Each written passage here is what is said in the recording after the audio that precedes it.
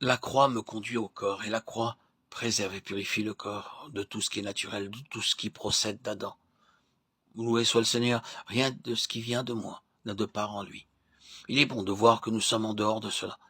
Nous n'avons rien qui nous permette d'être orgueilleux. Si nous le sommes, nous en serons humiliés.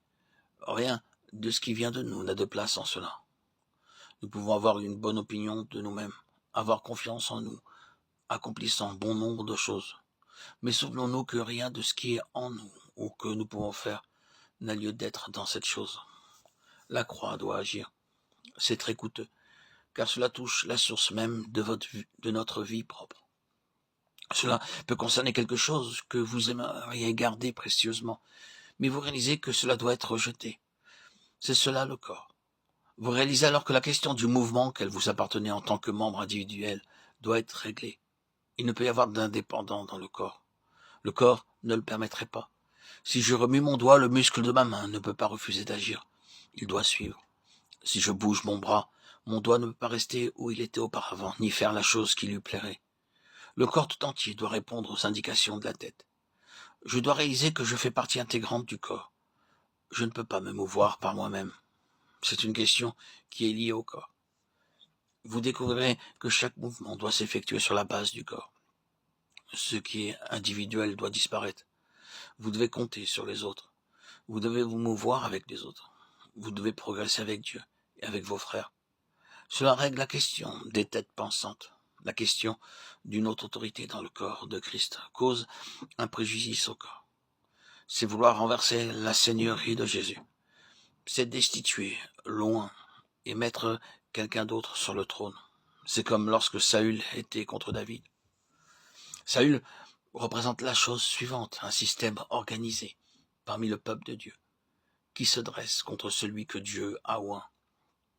Il y avait deux ennemis opposés à David. D'une part, il y avait Goliath, les Philistins, les ennemis, qui venaient du dehors. Et d'autre part, il y avait Saül, celui qui venait de l'intérieur. Il est vrai que Saül a combattu les Philistins, mais souvenons-nous que ces deux ennemis ont voulu empêcher David de monter sur le trône. Saül se caractérisait par sa haute taille. Il dépassait les Israélites d'une tête.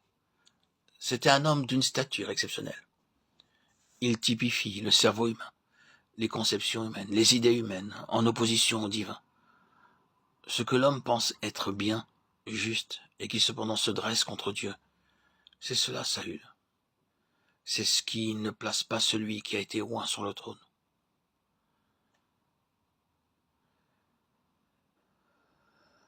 Et le jour est venu où David, avec une pierre dans sa fronde, a frappé la tête de Goliath. Il n'a pas touché la tête de Saül. Mais à partir de ce jour-là, toutes les intentions et les pensées de la tête de Saül ont été frappées également. La puissance de Saül l'a décliné. Le règne de Saül a pris fin lorsque Goliath a été mis à mort. La pierre qui avait touché Goliath avait aussi frappé à mort la tête de Saül. Il n'est pas nécessaire que nous frappions directement les systèmes des choses actuelles. Nous ne luttons pas avec ni contre la chair et le sang, mais si par la grâce de Dieu, un coup mortel a pu être porté à notre ennemi spirituel, celui de l'extérieur, nous savons que les jours du règne de Saül sont comptés. Toutes les autres têtes couronnées doivent se retirer. Tous les autres rois doivent capituler. Le trône doit être donné à David. C'est ce que Dieu fait aujourd'hui.